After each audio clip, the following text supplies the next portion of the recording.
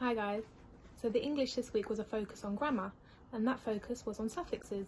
Now, as we know, suffixes come at the end of a word and they can change the meaning or the context of the word or even of the whole sentence. Now, we already know some suffixes. These four we are quite familiar with. In year 2 we come across some trickier suffixes, and sometimes it's hard deciding when and where to put a suffix depending on the word. So I've written down a brief description of each suffix's meaning, and I hope that helps. So the first one is full. So this tells us that something is full of, or it has lots of. So an example here is the word peaceful. It's full of peace. Now on the opposite scale we've got the suffix less. Now that tells us it's without.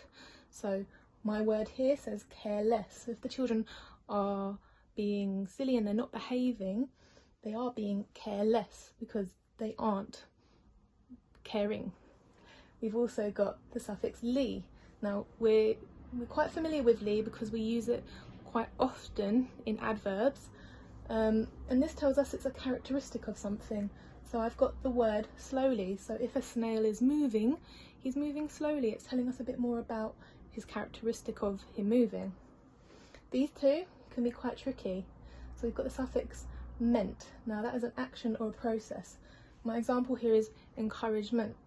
If I'm saying well done, super work, I'm giving you encouragement. So that's an action because I'm giving you the encouragement. I've also got ness, and now that's a state or a condition of something. So my example here is happiness, because if you're feeling really, really happy, you're in a state of happiness. Now I wouldn't expect you to understand and learn all of the meanings of these. Sometimes it's good to just play around with the root word and play around with the suffix and see which matches which correctly.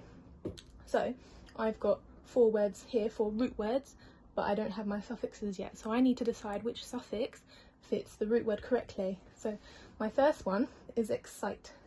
Now, like I said, sometimes it's nice to play around with the word and see if something makes sense or it doesn't make sense, or it sounds correct or it doesn't sound correct.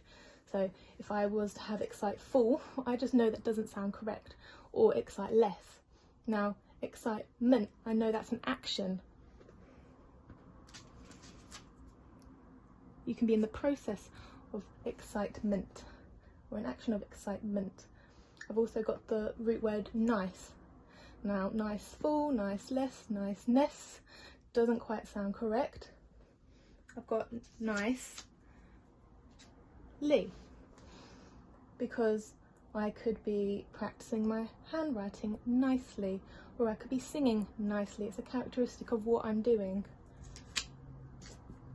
I've also got the root word hope.